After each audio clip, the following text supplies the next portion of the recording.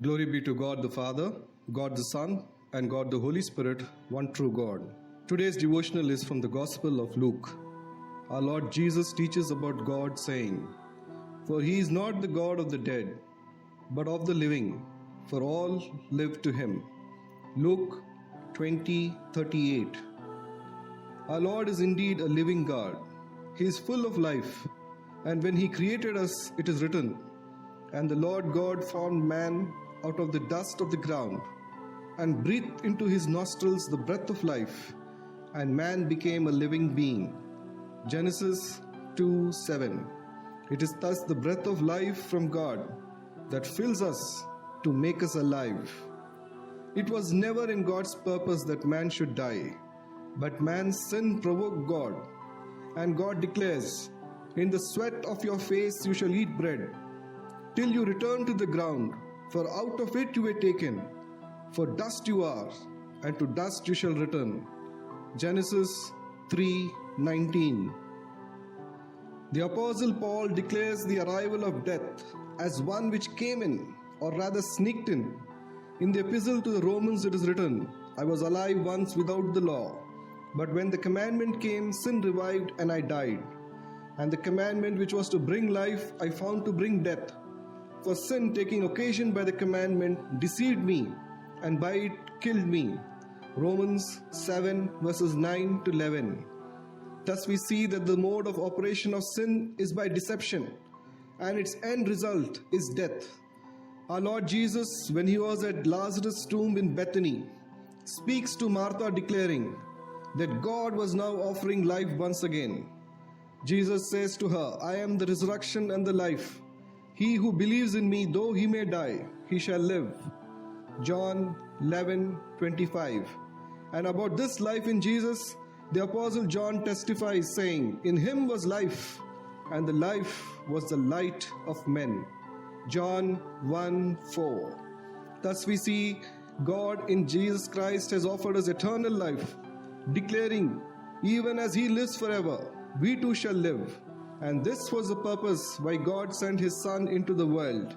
For the world which God loves so much is perishing. The life in it empties out due to death. So God sent his Son to give life into the world. And about this hope, our Lord declares, "God so loved the world that he sent his only begotten Son, that whoever believes in him will not perish, but have everlasting life." John 3:16. Now about this Jesus the life giver, Stephen the martyr also bears witness, declaring, "You killed the Prince of Life, whom God raised from the dead, of which we are witnesses." Acts 3:15. Thus we notice the gross wickedness of mankind is that not only does he sin and die, he also puts to death the sinless one by hanging him on the cross. And so they die. That is, all mankind dies without hope, lying as a heap of bones. Yet a merciful, loving God looks on them and asks, "Son of man, can these bones live?" And the prophet Ezekiel answers, "O Lord God, you know." Ezekiel 37:3. And the Lord God, their creator, has indeed known. Therefore he says that these bones will live again, and at his command the winds begin to blow from the four quarters of the earth and restore the dead bones to whole man to life once again. Again it is written in the epistle to Hebrews, "It is appointed for man to die once, and after that comes judgment." Hebrews 9:27. Therefore it is for sure that a living God continues to give life, even to the extent of raising the dead to life, that they may live and stand before his throne for judgment. And the Apostle Paul in his epistle to Timothy teaches about God, saying, "He alone has immortality, who dwells in an unapproachable light, whom no one has ever seen or can see. To him be honor and eternal dominion." 1 Timothy 6:16.